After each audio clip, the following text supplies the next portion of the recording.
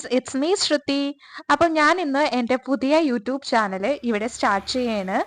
ഞങ്ങളുടെ ചാനലിൻ്റെ പേര് ഗോവ ഓൺ വീൽസ്. ഈ ചാനൽ വഴി ഞങ്ങൾ ഗോവയാണ് നിങ്ങൾക്ക് മുന്നിൽ പ്രസൻറ്റ് ചെയ്യുന്നത്. ഗോവ ഒരുവിധം എല്ലാവരും വന്നിട്ടുള്ളതും ഇഷ്ടമുള്ളതും അറിയാവുന്നതും പോപ്പുലർ ആയിട്ടുള്ളതൊക്കെ ഒരു പ്ലേസ് ആണ്. പക്ഷെ ഒരു ടൂറിസ്റ്റ് പ്ലേസ് എന്നതിനപ്പുറം ഞങ്ങൾ ഇവിടെ സെറ്റിലായ ഞങ്ങൾക്ക് വേറെ കുറച്ച് കാര്യങ്ങൾ കൂടി ഗോവനെ പറ്റി നിങ്ങളോട് പറയാൻ പറ്റും. ഇവിടുത്തെ കൾച്ചറും ഫെസ്റ്റിവൽസും ട്രഡീഷനും ഒക്കെ. അപ്പൊ അതൊക്കെ ഞങ്ങൾ ഈ ചാനൽ വഴി നിങ്ങൾക്ക് മുന്നിലേക്ക് പ്രസന്റ് ചെയ്യും. അത് മാത്രമല്ല, എന്തൊക്കെ പറഞ്ഞിട്ടുണ്ടെങ്കിലും ഗോവ അതൊരു വികാരമാണല്ലേ ടൂറിസ്റ്റുകൾക്ക്. അപ്പോൾ ഞങ്ങളുടെ ഈ വീഡിയോ വഴി നിങ്ങൾക്ക് ഗോവയുടെ ട്രാവൽ വ്ളോഗ്സും ഞങ്ങളുടെ കൊച്ച് ഒരു ലൈഫ് ഇൻ ഗോവ അങ്ങനെയുള്ള വിശേഷങ്ങളും എല്ലാം ഈ വീഡിയോയിൽ കാണാൻ പറ്റൂ കേട്ടോ. അപ്പോൾ എല്ലാവരുടെയും സപ്പോർട്ട് ഉണ്ടാകുമെന്ന് പ്രതീക്ഷിക്കുന്നു.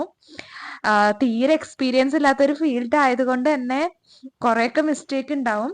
എല്ലാവരും ഒന്ന് സപ്പോർട്ട് ചെയ്യണം കേട്ടോ. അപ്പൊ നിങ്ങളിപ്പോ കണ്ടതുപോലെ ഞങ്ങളുടെ വീട്ടിൽ നിന്നാണ് സ്റ്റാർട്ട് ചെയ്തത്. അപ്പോ സ്റ്റാർട്ട് ചെയ്ത് ഇപ്പൊ ഈ പോകുന്നത് ഞങ്ങളുടെ മെയിൻ മഡ്ഗാവ് റോഡിലേക്കാണ്. അപ്പോൾ നിങ്ങൾ ഒരുമിക്ക ആൾക്കാരും കേരളത്തിൽ നിന്ന് ഗോവയിലേക്ക് വരുന്നുണ്ടെങ്കിൽ ഒരുമിക്കവരും ട്രെയിനിനാവാനാണ് ചാൻസ്. അപ്പോൾ നിങ്ങൾ പ്രധാനമായിട്ട് നിൽക്കുന്ന ഒരു സ്റ്റേഷനായിരിക്കും മഡ്ഗാവ് സ്റ്റേഷൻ. ഈ മഡ്ഗാവിൽ നിന്ന് ഞങ്ങളുടെ വീട്ടിലേക്ക് ഒരു കൂടി വന്നൊരു 15 മിനിറ്റ് ഉള്ളൂ കേട്ടോ. അപ്പൊ അത്രയ്ക്ക് അടുത്ത് തന്നെയാണ് ഞങ്ങളുടെ വീട്. ഞങ്ങൾക്ക് ഞങ്ങളുടെ വീട്ടിൽ നിന്നിട്ടുണ്ടെങ്കിൽ ട്രെയിൻ പോണ സൗണ്ട് ഒക്കെ കേൾക്കാം. ഓക്കെ, അപ്പോൾ ഞങ്ങൾ ഇന്ന് നിങ്ങൾക്ക് മുന്നിലേക്ക് പ്രസന്റ് ചെയ്യാൻ പോകുന്നത് ഗോവയുടെ ഫിഷ് മാർക്കറ്റ് ആണ്. അതായത് നിങ്ങൾ എല്ലാവരും ഗോവ വന്നിട്ടുണ്ടെങ്കിൽ ഇവിടെ കൂടുതലും എങ്ങോട്ടാ പോകുന്നത്? ബീച്ചും ക്ലബും പബ്ബും ഒക്കെ ആയിരിക്കും. പക്ഷെ അല്ലാത്ത കുറേ സംഭവങ്ങൾ നിങ്ങൾക്ക് അറിയത്തുണ്ടാവില്ല. ഇവിടുത്തെ മാർക്കറ്റുകൾ എങ്ങനെയാണ്. അല്ല, ഫ്ലീ മാർക്കറ്റ് അല്ല ഞാൻ ഉദ്ദേശിക്കുന്നത്, അല്ലാണ്ടുള്ള ഇവിടെ ഞങ്ങൾ സാധനങ്ങളൊക്കെ വാങ്ങിക്കുന്ന മാർക്കറ്റ്. അപ്പോൾ ആ മാർക്കറ്റാണ് ഞങ്ങൾ നിങ്ങളെ കാണിക്കാൻ വേണ്ടി കൊണ്ടുപോകുന്നത്. അപ്പോൾ ഞങ്ങൾ പോയിക്കൊണ്ടിരിക്കേണ്ട. അപ്പം എല്ലാവരും ഒരു സംശയമായിരിക്കും, നിങ്ങൾ എങ്ങനെയാണ് ഗോവയിൽ സെറ്റിൽ ആയെന്ന്. ഞാൻ കേരളത്തിൽ തന്നെയാണ് ജനിച്ചതും വളർന്നതും പഠിച്ചതും എല്ലാനും. എൻ്റെ കല്യാണം കഴിഞ്ഞിട്ടാണ് ഞാൻ ഗോവയിലേക്ക് വരുന്നത്. എൻ്റെ ഹസ്ബൻഡ് ഗോവ സെറ്റിൽഡ് ആയിരുന്നു. ഹസ്ബൻഡിൻ്റെ ഫാമിലിയൊക്കെ ഇവിടെ അച്ഛനും അമ്മയൊക്കെ കുറച്ച് വർഷങ്ങളായിട്ട്, കുറച്ചെന്ന് വെച്ചാൽ അച്ഛനും അമ്മയും 41 വർഷമൊക്കെ ആയിട്ട് ഇവിടെ തന്നെയായിരുന്നു. എൻ്റെ ഹസ്ബൻഡ് അഭിജിത്ത്, ഹസ്ബൻഡ് ജനിച്ചതും വളർന്നതും പഠിച്ചതും ഒക്കെ ഇവിടെ തന്നെയാണ് കേട്ടോ. അപ്പോൾ അവരുടെ റിലേറ്റീവ്സ് വഴിയാണ് എനിക്ക് ഈ കല്യാണാലോചന വന്ന് അങ്ങനെ കണ്ടു, ഇഷ്ടപ്പെട്ടു. അങ്ങനെ കല്യാണവും കഴിഞ്ഞു. ഞാൻ ഗോവയിലേക്ക് പോയി. കല്യാണം കഴിഞ്ഞ ആദ്യത്തെ ഒരു വർഷം ഞാൻ ബാംഗ്ലൂരായിരുന്നു. കാരണം ഞാനും ഹസ്ബൻഡ് അവിടെ വർക്ക് ചെയ്യായിരുന്നു. അത് കഴിഞ്ഞിട്ട് ഇപ്പോൾ ഇവിടെ ഹസ്ബൻഡിൻ്റെ പപ്പ തനിച്ചായതുകൊണ്ട്, മമ്മ എക്സ്പയർഡ് ആയി. അപ്പോൾ ഹസ്ബൻഡിൻ്റെ പപ്പ തനിച്ചായതുകൊണ്ട്, പിന്നെ പ്രായമായതുകൊണ്ടും ഞങ്ങൾ ഇങ്ങോട്ട് വന്നു. ഒറ്റയ്ക്കല്ലേ, അതുകൊണ്ട് ഞങ്ങൾ ഇങ്ങോട്ട് വന്നു. അപ്പോൾ ഞങ്ങൾ ഇവിടെ ഗോവ അങ്ങനെ അടിച്ചു പൊളിച്ച് നടക്കുകയാണ്. അപ്പോൾ ഇത് നമ്മളുടെ ആ സ്റ്റേഡിയം കണ്ടോ, അത് നമ്മുടെ ഫത്തോഡ സ്റ്റേഡിയം ആണ് കേട്ടോ. ഇവിടെയാണ് നമ്മളുടെ ISL ഫുട്ബോൾ മാച്ചസ് ഒക്കെ കളിക്കുന്നത് ഇവിടെയാണ് കേട്ടോ. അപ്പോൾ ഇവിടെ നിന്ന് നമുക്കിനി ഇതിപ്പോൾ മെയിനായി ഫത്തോഡ തന്നെയാണ് ഇവിടുത്തെ മെയിൻ സിറ്റി എന്ന് പറയുന്നത്, സൗത്ത് ഗോവയിൽ പറയുകയാണെങ്കിൽ. അപ്പോൾ ഇവിടെ നിന്ന് ഒരു 5 മിനിറ്റ് ഉള്ളൂ നമ്മളുടെ പറഞ്ഞ സ്ഥലത്തേക്ക്. ഇവിടുത്തെ ക്ലൈമറ്റ് ഒക്കെ പറയുകയാണെന്നുണ്ടെങ്കിൽ നമ്മുടെ കേരളം പോലത്തെ തന്നെ ക്ലൈമറ്റ് ആണ് കേട്ടോ. പിന്നെ കേരളത്തിൽ ഇത്തിരി ചൂട് കൂടുതലായിരിക്കും, പക്ഷെ ഇവിടെ അത്രക്ക് ചൂടില്ല. പക്ഷെ സെയിം മഴയൊക്കെ ആണെങ്കിലും സെയിം ആയിട്ട് എനിക്ക് ഇവിടെ തോന്നിയേക്കുന്നത്. അവിടെ മഴ പെയ്യേണ്ട ദിവസങ്ങളിൽ ഒരുമിക്ക ദിവസങ്ങളിൽ ഇവിടെ നല്ല മഴ പെയ്യാറുണ്ട് കേട്ടോ. അപ്പോൾ ഞങ്ങൾ ഇതേ പോവാണ്. അപ്പൊ ആരെങ്കിലൊക്കെ ഈ അടുത്ത് ഗോവയിലേക്കൊക്കെ വരാൻ പ്ലാൻ ഉണ്ടെങ്കിൽ കമന്റ് ചെയ്യണം കേട്ടോ. പറഞ്ഞതുപോലെ തന്നെ ഞങ്ങൾക്ക് കുറച്ച് എക്സ്പീരിയൻസ് ഒക്കെ കുറവാണ്. അപ്പോൾ എന്തെങ്കിലുമൊക്കെ മിസ്റ്റേക്ക് ഉണ്ടെങ്കിൽ നിങ്ങൾ അങ്ങോട്ട് ക്ഷമിച്ചോളാം കേട്ടോ.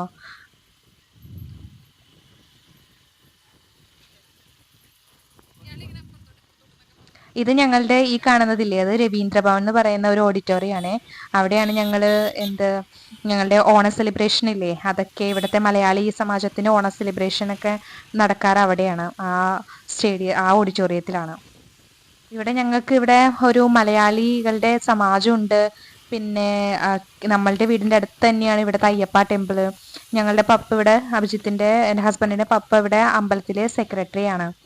അപ്പോൾ ഒരുമിക്ക ടൈമിലും അമ്പലമായിട്ട് നല്ല കണക്ഷനാണ്. കാരണം അമ്പലം അടുത്തുമാണ്, ഞങ്ങളുടെ വീട്ടിൽ നിന്ന് അടുത്തുമാണ് അമ്പലം. അപ്പോൾ ഇതാണ് കേട്ടോ, ഞങ്ങൾ ഫിഷ് മാർക്കറ്റിലേക്ക് എത്തി. അപ്പോൾ അതേ പോവാണ്. ഞങ്ങളിപ്പോൾ ഈ വരുന്നത് രാവിലെ തന്നെ വരും കേട്ടോ. ഒരു അറൗണ്ട് ഇപ്പോൾ ഒരു 9:30 ആയിട്ടുണ്ടാവുള്ളൂ ടൈം. കാരണം ആ ഒരു ടൈമിൽ വന്നാലേ നിങ്ങൾക്ക് ഫിഷ് മാർക്കറ്റിൻ്റെതായ ആ ഒരു രീതിയിൽ കാണാൻ പറ്റും. അല്ലാന്നുണ്ടെങ്കിൽ കുറച്ചും കൂടി ലേറ്റ് ഒക്കെ ആയിട്ടുണ്ടെങ്കിൽ പിന്നെ അവിടെ അങ്ങനെ തിരക്കോ അങ്ങനെ നല്ല മീനുകളൊന്നും ഉണ്ടാവില്ല. നിങ്ങൾക്ക് കണ്ടോ ഇവിടെ കാറുകളൊക്കെ പാർക്ക് ചെയ്തേക്കണൊക്കെ കാണുമ്പോൾ തന്നെ മനസ്സിലാവും എന്തോരം തിരക്കാണെന്ന്. നല്ല തിരക്കായിരിക്കും. കൂടുതൽ ഇവിടുത്തെ ആൾക്കാർ നമ്മുടെ കേരളത്തിനെ പോലെ തന്നെയാണ്, മീനുകളോട് നല്ല പ്രിയമുള്ള ആൾക്കാരൊക്കെ തന്നെയാണ്. അപ്പോൾ ഒരുമിക്ക ആൾക്കാരും വാങ്ങും മീൻ. ഇത് മീൻ ഫിഷ് മാർക്കറ്റ് മാത്രമല്ല കേട്ടോ, ഇവിടെ തൊട്ടപ്പുറത്ത് തന്നെയാണ് അല്ലാണ്ടുള്ള സാധനങ്ങൾ, പച്ചക്കറി, പഴങ്ങൾ, ഇറച്ചി, ചിക്കൻ, മട്ടൻ, പോർക്ക്, അതിൻ്റെ സോസേജ് എല്ലാം ഇവിടെ തന്നെ ഈ ഒരു 4 ചുറ്റും കാണുന്നത് തന്നെയാണ്. അപ്പോൾ ഞങ്ങളിപ്പോൾ ഈ പോകുന്നത് ഇവിടുത്തെ ഫിഷ് മാർക്കറ്റിലേക്കാണ്. എനിക്ക് കണ്ണ് കാണാൻ പറ്റില്ല, ഭയങ്കര ഇതായിരുന്നു. എന്താ പറയുക, സൺലൈറ്റ് വന്നിട്ട് എൻ്റെ കണ്ണടഞ്ഞിരിക്കണം. അതാണ് ഞാൻ ആ വീഡിയോ എടുത്തപ്പോൾ അങ്ങനെ തോന്നിയത്. അപ്പോൾ ഇതാണ് കേട്ടോ ഞങ്ങളുടെ ഫിഷ് മാർക്കറ്റിൻ്റെ ഫ്രണ്ട് വശം. അപ്പോൾ ഇതാണ് നമ്മുടെ സൗത്ത് ഗോവയിലുള്ള മെയിൻ ആയിട്ടുള്ള ഫിഷ് മാർക്കറ്റ്. അപ്പോൾ ഇങ്ങനെയാണ് ഇവിടുത്തെ ചേട്ടന്മാരും ചേച്ചിമാരൊക്കെ ഇരിക്കണത്, ആൻറ്റിമാരൊക്കെ ഇരിക്കണത്. ഇങ്ങനെയാണ് മീനുകളും വെച്ചിട്ട്. നല്ല തിരക്കുണ്ട് കേട്ടോ. ഇതിൻ്റെ അപ്പുറത്ത് തന്നെ ഇവിടെ വെട്ടിയും കൊടുക്കും ഇവർ. ഒരുമിക്ക ആൾക്കാർ ഇവിടെ മീൻ ക്ലീൻ ചെയ്തിട്ടും വെക്കാറുണ്ട് കേട്ടോ. ചില നമ്മൾ പറയില്ലേ നങ്ക് എന്നൊക്കെ പറയില്ല, ആ മീനുകളൊക്കെ ഇവിടെ ക്ലീൻ ചെയ്തിട്ടാണ് അവർ വെക്കണത്. പിന്നെ ചില ചെമ്മീനുകളൊക്കെ ക്ലീൻ ചെയ്തിട്ട് വെക്കാറുണ്ട്. പിന്നെ ഇവർ ഇങ്ങനെ കുഞ്ഞു പാത്രങ്ങളിലാക്കി വെച്ചേക്കണ കണ്ടില്ലേ, അത് എന്ന് വെച്ചിട്ടുണ്ടെങ്കിൽ അവരെ ഒരു റേറ്റ് പറഞ്ഞിട്ട് അതിനങ്ങോട്ട് വിൽക്കുള്ളൂ. അല്ലാണ്ട് നമ്മളുടെ നാട്ടിൽ ചെയ്യണ കൂട്ട് തൂക്കി കൊടുക്കുക, 1 കിലോ 1/2 കിലോ അങ്ങനെയൊന്നുമില്ല. അവരൊരു പ്ലേറ്റിൽ കുറച്ച് വെച്ചിട്ടുണ്ടാവും, അത് അവരൊരു റേറ്റ് പറയും, ആ റേറ്റിന് നമ്മൾ വാങ്ങിച്ചോളണം. നമുക്ക് ബാർഗെയിൻ ചെയ്യാൻ നല്ല കഴിവുണ്ടെന്നുണ്ടെങ്കിൽ നമുക്ക് എന്തെങ്കിലുമൊക്കെ ഒരു 50 രൂപയൊക്കെ കുറഞ്ഞിട്ടൊക്കെ പറഞ്ഞ് കിട്ടും. അങ്ങനെയാണ് ഇവിടുത്തെ ഇതൊക്കെ വിൽക്കുന്ന രീതി ഇങ്ങനത്തെയാണ്. കൂടുതലും ഇവിടെ ക്രിസ്ത്യൻസ് ആണ് ഇത് വിൽക്കുന്നത്. ഇവിടുത്തെ ഈ ആൻറ്റിമാരൊക്കെ കണ്ടില്ല, അവർ ഒരുമിക്കവരും ക്രിസ്ത്യൻസ് ആയിരിക്കുള്ളൂ. അപ്പോൾ ഇവിടെ നമ്മളുടെ നാട്ടിലത്തെ പോലത്തെ കുറേ റിവർ ഫിഷ് ഒന്നും ഇവിടെ അങ്ങനെ കിട്ടാറില്ല. എന്താ നാട്ടിൽ പിലോപ്പി എന്നൊക്കെ പറയില്ല, അങ്ങനത്തെ മീനൊന്നും ഇവിടെ ഇല്ല. പക്ഷെ അതല്ലാണ്ട് വേറെ കുറച്ച് മീനുകളും ഇവരുടേതായ റിവറിൽ കിട്ടുന്ന മീൻ, പുഴമീനൊക്കെ ഇവരുടേതായതുണ്ട്. പക്ഷെ എന്തൊക്കെ പറഞ്ഞിട്ടുണ്ടെങ്കിലും കേരളത്തിൽ നിന്ന് മീൻ വാങ്ങി കഴിക്കുന്ന സുഖം അത് ഇവിടുത്തെ മീനുകൾക്ക് എനിക്ക് ഇതുവരെ തോന്നിയിട്ടില്ല. അതെൻ്റെ പേഴ്സണൽ ഇതായിരിക്കും. കാരണം ഞാൻ നാട്ടിൽ ചാളയും അയലയൊക്കെ ആ ഒരു ടേസ്റ്റ് എന്ന് പറയുന്നത് എൻ്റെ നാവിൻ തുമ്പത്ത് ഇപ്പോഴും ഉണ്ട്.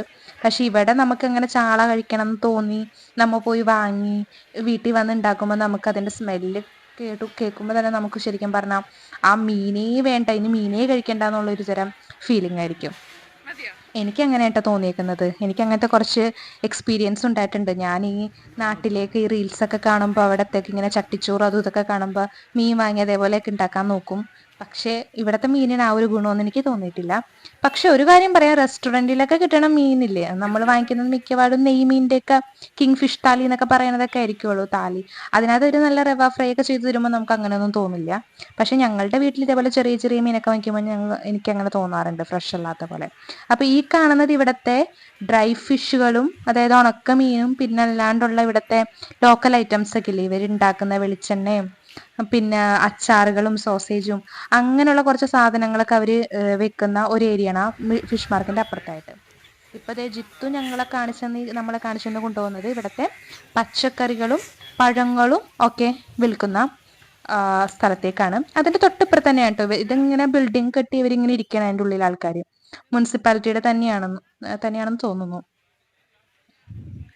അപ്പോൾ ഇവിടെ ഇവിടെ കൂടുതൽ ഇതേപോലെയൊക്കെ സാധനങ്ങൾ കൂടുതൽ കാണുന്നത് ഇവർ തന്നെ ഇവിടെ കൃഷി ചെയ്തുണ്ടാക്കുന്ന സാധനങ്ങളായിരിക്കും കേട്ടോ കൂടുതലും. മീൻസ് നമ്മളുടെ പയറുകൾ, പിന്നെ ചീര, കപ്പങ്ങ, അതായത് പപ്പായ, അതെല്ലാം, പിന്നെ കൊള്ളി, അങ്ങനെയുള്ള സാധനങ്ങളൊക്കെ ഇവർ തന്നെ ഇവിടെ കൃഷി ചെയ്യുന്നതാണ്. നമുക്ക് ഗോവയിൽ മെയിനായിട്ട് സൗത്ത് ഗോവയിൽ കണ്ട ആൾക്കാർക്ക് അറിയാൻ പറ്റും. ഇവിടെ കുറേ അതേപോലെയുള്ള നമ്മുടെ കേരളത്തിലുള്ള പോലെ തന്നെ പറമ്പുകൾ കുറേ ഉണ്ട്. അവരെല്ലാവരും അവിടെ ചീര അങ്ങനെയുള്ള കൃഷി ചെയ്യുന്നതാണ്. അപ്പോൾ കണ്ടോ അവിടെ ചീരയൊക്കെ എടുത്ത് വെച്ചാൽ അതൊക്കെ ഇവിടെ ഉണ്ടാക്കുന്ന ചീരകളാണ് കേട്ടോ. ഇവർ തന്നെ ഉണ്ടാക്കുന്ന. അപ്പൊ ഞങ്ങൾക്ക് പപ്പായ ഭയങ്കര ഇഷ്ടമാണ്. ഞങ്ങളുടെ വീട്ടിൽ ഒരു മിക്ക ടൈമിലും ആഴ്ചയിൽ ഒരു ദിവസം എപ്പോഴും പപ്പായ വാങ്ങിക്കും. ഞങ്ങൾ ഭക്ഷണം കഴിച്ച് തന്നിട്ടുണ്ടെങ്കിൽ എപ്പോഴും പപ്പായ കഴിക്കും. കാരണം ഇവിടുത്തെ പപ്പായ ഒന്നും പറയാനില്ല, സൂപ്പർ ടേസ്റ്റ് ആണ്. നല്ല മധുരവും റെഡ് കളറായിരിക്കുള്ളൂ ഉള്ളിൽ. അപ്പൊ ഞങ്ങൾ ഒരു മിക്ക ടൈമും വാങ്ങിക്കും. അപ്പൊ ഇവിടെ വന്നപ്പോൾ ഞങ്ങൾ എന്തായാലും വീഡിയോ എടുക്കല് പപ്പായ കണ്ടപ്പോൾ എന്തായാലും തീർന്നിരിക്കുകയാണോ, അങ്ങനെ വാങ്ങിക്കാന്ന് വിചാരിച്ച് വാങ്ങിക്കുകയാണ്. ഇവിടുത്തെ ആളുകൾക്ക് എനിക്കറിയത്തില്ല, ഗോവയില് ഞാൻ ഇതുവരെ അങ്ങനെ കണ്ടിട്ടില്ല. യൂട്യൂബ് ഒക്കെ പുറത്തുനിന്ന് ആൾക്കാരൊക്കെ വന്ന് യൂട്യൂബ് ഒക്കെ എടുക്കുമെങ്കിലും ഇവിടെ അങ്ങനെ അധികം ആൾക്കാർ എടുക്കാറില്ലെന്ന് തോന്നുന്നു. അതുകൊണ്ടാണ് ഞങ്ങളിങ്ങനെ ജസ്റ്റ് ഒരു ഞങ്ങളുടെ ട്രൈപോഡും കൊണ്ട് നടന്നപ്പോ തന്നെ എല്ലാവരും അത്ഭുതത്തോടെ നോക്കുകയായിരുന്നു. അതുകൊണ്ട് ഞങ്ങൾക്ക് ആദ്യമായതുകൊണ്ട് തന്നെ ഞങ്ങൾക്ക് ഒരു ചമ്മലൊക്കെ ആയിരുന്നു. പിന്നെ ആരുടെ മുഖത്തോട്ട് നോക്കാതെ വേഗം അങ്ങോട്ട് ഓടിപ്പോവാണ്. പക്ഷെ ഇനിയുള്ള വീഡിയോസിലൊക്കെ ഞങ്ങൾ അങ്ങനെ ഞങ്ങളുടെ ചമ്മലൊക്കെ മാറ്റിയിട്ട് തന്നെ നിങ്ങളുടെ മുന്നിലോട്ട് വരൂ കേട്ടോ. ഇതിപ്പോ ഞങ്ങൾ ആദ്യമായതുകൊണ്ട് തന്നെ കുറച്ച് ചമ്മലൊക്കെ ഉണ്ട്. അപ്പോ ഇവിടത്തെ നിങ്ങളൊരു തേങ്ങ കണ്ടിട്ടുണ്ടെങ്കിൽ ശ്രദ്ധിച്ചിട്ടുണ്ടെങ്കിൽ മനസ്സിലാവും, നമ്മളുടെ നാട്ടിലെ തേങ്ങയുടെ ഉള്ളിലെ പൊങ്ങെന്നൊക്കെ പറയില്ലേ, അതിന്റെ അത്ര ഉള്ളൂട്ട് ഇവിടത്തെ തേങ്ങ എന്നൊക്കെ പറയുന്നേ. ഭയങ്കര ചെറുതാണ്. എനിക്ക് അതുകൊണ്ട് തന്നെ ഇവിടെ ഞങ്ങളുടെ വീട്ടിൽ തേങ്ങ വെച്ചിട്ട് എന്തെങ്കിലും കറി ഉണ്ടാക്കാന്ന് പറയുമ്പോ തന്നെ എനിക്ക് എന്തോ ഭയങ്കര മടിയാ. കാരണം ഇവിടുത്തെ തേങ്ങ കുഞ്ഞിതായത് കൊണ്ട് തന്നെ അത് നമ്മള് നാട്ടിൽ എന്ന് വെച്ചിട്ടുണ്ടെങ്കിൽ വലിയ തേങ്ങയായിരിക്കും. എന്റെ വീട്ടിലൊക്കെ കുറെ തെങ്ങും തേങ്ങയൊക്കെ ഉള്ള സ്ഥലമാണ്. അപ്പൊ നാട്ടിലെ തേങ്ങ വെച്ചിട്ട് ഇവിടത്തെ തേങ്ങ എന്ന് പറയുമ്പോൾ അതിന്റെ ഒരു പകുതി എടുക്കുന്നത് ഇവിടെ 2 തേങ്ങയൊക്കെ എടുക്കേണ്ടി വരും. അപ്പോ അത്രയും കഷ്ടപ്പെട്ട് അതിരുന്ന് ഒക്കെ ചെയ്യാന്ന് വെച്ചിട്ടുണ്ടെങ്കിൽ എനിക്ക് കുറച്ച് മടിയുള്ള കേസാണ്. അതുകൊണ്ട് തന്നെ എനിക്ക് അങ്ങനെയുള്ള കറികൾ ഇപ്പൊ വെക്കാനും ഇഷ്ടമല്ല. പിന്നെ എന്ത് ചെയ്യാനല്ല, ഞാൻ തന്നെ ചെയ്യണ്ടേ. വീടും ഞാൻ തന്നെ നോക്കണം. ക്ലീനിങ്ങും അങ്ങനെയുള്ള കാര്യങ്ങളും കുക്കിങ്ങും ഒക്കെ ഞാൻ തന്നെയാണ് ചെയ്യേണ്ടത്.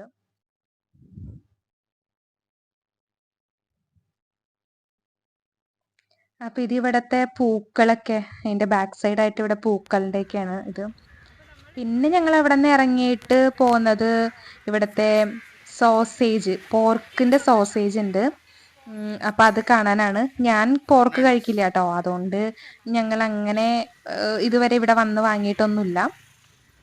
അപ്പൊ ഇതാണ് ഇവിടെ ഈ തൂക്കിയിട്ടിരിക്കുന്നതില്ലേ, അതാണ് ഇവിടുത്തെ പോർക്കിന്റെ സോസേജ് അവരുണ്ടാക്കുന്നത്. ഞാൻ ആദ്യം ഇത് ഷോപ്പ് കാണുമ്പോൾ വിചാരിച്ചിരുന്നത് എന്തോ ഇവിടെ അപ്പുറത്ത് ബീഫൊക്കെ ഉണ്ട്. അപ്പൊ ഞാൻ വിചാരിച്ചിരുന്ന ആ ബീഫിന്റെ എന്തോ ഉള്ളിലത്തെ സാധനം വല്ല കൊടൽമാലയൊക്കെ അവർ തൂക്കിയിട്ടേക്കുന്നതാണ് ആദ്യം വിചാരിച്ചത്. പിന്നെയാണ് ജിത്തു എന്നോട് പറഞ്ഞ് മനസ്സിലാക്കിയത് അത് സോസേജ് ആണ്, പോർക്കിന്റെ സോസേജ് ആണെന്ന് മനസ്സിലാക്കിയത്. അപ്പൊ ഇതാണ് കേട്ടോ സംഭവം. അതിനവരെന്തോ കൊങ്കണിയിൽ പറയും,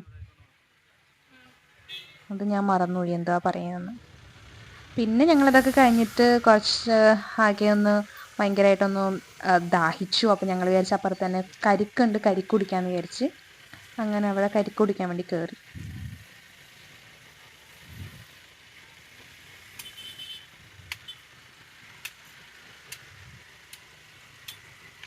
അപ്പോൾ നിങ്ങളുടെ ആരുടെയെങ്കിലുമൊക്കെ കസിൻസോ ആരെങ്കിലുമൊക്കെ ഇവിടെ സെറ്റിൽഡ് ആയിട്ടുണ്ടോ ഗോവയിൽ? ഉണ്ടെങ്കിൽ പറയണേ, ഒന്ന് കമൻറ്റ് ചെയ്യണം കേട്ടോ. നമുക്കറിയാവുന്ന ആൾക്കാരായിരിക്കാം, കാരണം ഞങ്ങളിവിടെ മലയാളി സമാജമൊക്കെ ഉള്ളത് കൊണ്ട് ഒരുമിക്ക ആൾക്കാരെ അറിയാം മലയാളികളെ.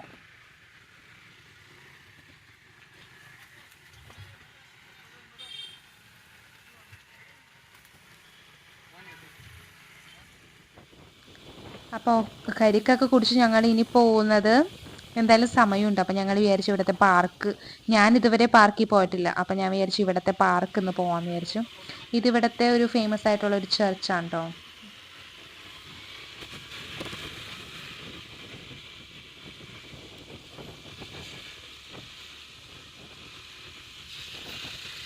നല്ല വലിയ പള്ളികളാണ് ഇവിടെ ഉള്ളതൊക്കെ.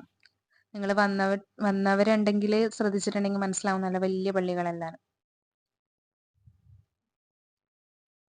അപ്പോൾ അതേ ഞങ്ങൾ ഇത് ഇവിടെ ഇതാണ് കേട്ടോ പാർക്ക്, പാർക്കിന്റെ ഉള്ളിലേക്ക് കയറാണ്. പാർക്കിൽ അങ്ങനെ അധികം തിരക്കൊന്നും ഉണ്ടാവില്ല. ഒന്നാമത്തെ കാര്യം ഇപ്പോൾ സമയം ഇത്തിരി പകൽ സമയവും പിന്നെ വെയിലും ഒക്കെ ഉള്ള സമയമായതുകൊണ്ട് അങ്ങനെ അധികം ആൾക്കാർ ഉണ്ടാവാൻ ചാൻസ് ഇല്ല. പോയി നോക്കാം എന്തായാലും.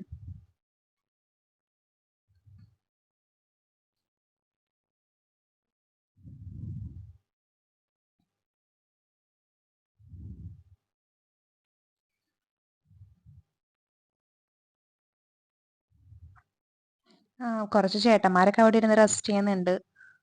കൂടുതൽ എനിക്ക് തോന്നുന്നു ഇവിടെ പുറത്തുനിന്ന് നോർത്തിൽ നിന്നൊക്കെ പണിക്ക് വരുന്ന ആൾക്കാരാണെന്ന് തോന്നുന്നു. അവര് റെസ്റ്റ് ചെയ്യാനൊക്കെ വന്നിരിക്കുകയാണെന്ന് തോന്നുന്നു.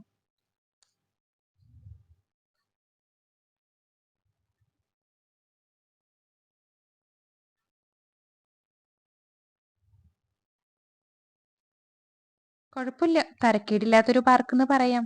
നല്ല പൂവുള്ള മരങ്ങളും ചെടികളും ഒക്കെ ഉണ്ട് അല്ലേ? തരക്കേടില്ല അല്ലേ? അപ്പൊ നിങ്ങൾ ആരെങ്കിലും ഇവിടെയൊക്കെ വന്നിട്ടുണ്ടോ ഈ പാർക്കിലൊക്കെ? എനിക്കറിയാം വന്നിട്ടുണ്ടാവില്ല എന്ന്. കാരണം ഇവിടെ വന്ന ആൾക്കാർക്ക് 2-3 ദിവസത്തേക്ക് വരുന്ന ആൾക്കാർക്ക് ഇവിടുത്തെ ഫുൾ ടൂറിസ്റ്റ് പ്ലേസുകൾ തന്നെ കണ്ടു തീർക്കാൻ സമയം കിട്ടാറില്ല. അപ്പൊ പിന്നെ ഇവിടെയൊക്കെ വരിക എന്ന് ചോദിക്കുന്നത് തന്നെ മണ്ടത്തരമാണ്. പക്ഷെ ആരെങ്കിലൊക്കെ സൗത്ത് ഗോവയിലൊക്കെ വന്ന് നിങ്ങള് ട്രെയിനൊക്കെ എന്തായാലും ഒരുമിക്ക ട്രെയിൻസും എനിക്ക് തോന്നുന്നില്ല രാത്രി 11 മണിക്കൊക്കെയാണെന്ന് തോന്നുന്നു. അപ്പോ ആരെങ്കിലൊക്കെ വെറുതെ ഹോട്ടലിൽ നിന്ന് റെസ്റ്റ് എടുക്കുന്ന സമയത്ത് ഇവിടെയൊക്കെ വന്നിരിക്കാട്ടോ വൈകുന്നേരമൊക്കെ.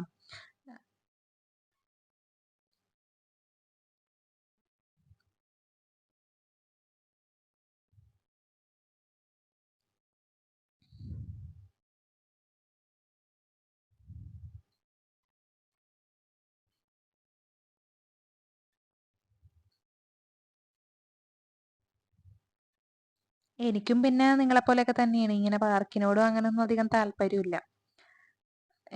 അപ്പൊ ഞാനൊരു കാര്യം ചോദിക്കട്ടെ, നിങ്ങൾ ഗോവയിൽ വന്നിട്ടുള്ള ആൾക്കാരിൽ ഏറ്റവും ഇഷ്ടപ്പെട്ട ഗോവ പ്ലേസ് ഏതാന്നൊന്ന് പറയണേ. പിന്നെ നിങ്ങൾക്ക് ആർക്കെങ്കിലൊക്കെ ഇവിടെ ഗോവയില് ഒരു ഇഷ്ടപ്പെട്ട സ്പോട്ട് ഉണ്ടാവുമല്ലോ, സ്പെസിഫിക് ആയിട്ടുള്ള ഏതെങ്കിലുമൊക്കെ ഒരു സ്ഥലത്തിന്റെ വീഡിയോ ഞങ്ങൾ എടുക്കണമെന്നുണ്ടെങ്കിൽ അതൊക്കെ ഒന്ന് കമന്റ് ചെയ്ത് പറയണം കേട്ടോ. അപ്പൊ ഞങ്ങൾക്ക് പറ്റാവുന്ന ടൈമിലൊക്കെ നിങ്ങൾക്ക് ഇഷ്ടപ്പെട്ട വീഡിയോസ് ഒക്കെ പോയി എടുക്കാം. അതൊക്കെ കഴിഞ്ഞിട്ട് ഞങ്ങൾ പിന്നെ വിചാരിച്ചു, എൻ്റെ ഹസ്ബൻഡിനും ഒരു എന്താ പറയുക, എക്സിബിഷൻ ഉണ്ട്, പൂനെയിലാണ്. അപ്പോൾ വിചാരിച്ചു കുറച്ച് ഡ്രസ്സ് ഫോർമൽസ് ഒക്കെ എടുക്കണം. അപ്പോൾ സുഡിയോയിൽ ഇവിടെ ഇതൊരു ഷോപ്പിംഗ് കോംപ്ലക്സ് ആണ്, ഇവിടെ നിന്ന് എടുക്കാമെന്ന് വിചാരിച്ചിട്ട് കയറുകയാണ്. അപ്പോൾ സുഡിയോയിൽ കയറിയിട്ടുള്ളതും ബാക്കിയുള്ള ഞങ്ങളുടെ ഷോപ്പിംഗ് വ്ളോഗ് ഞങ്ങളുടെ നെക്സ്റ്റ് എപ്പിസോഡിൽ ഉണ്ടായിരിക്കും കേട്ടോ. അപ്പോൾ ഞങ്ങളുടെ വീഡിയോ എല്ലാവർക്കും ഇഷ്ടപ്പെട്ടു എന്ന് വിചാരിക്കുന്നു. അപ്പോൾ മറക്കല്ലേ, ലൈക്ക്, കമന്റ്, ഷെയർ.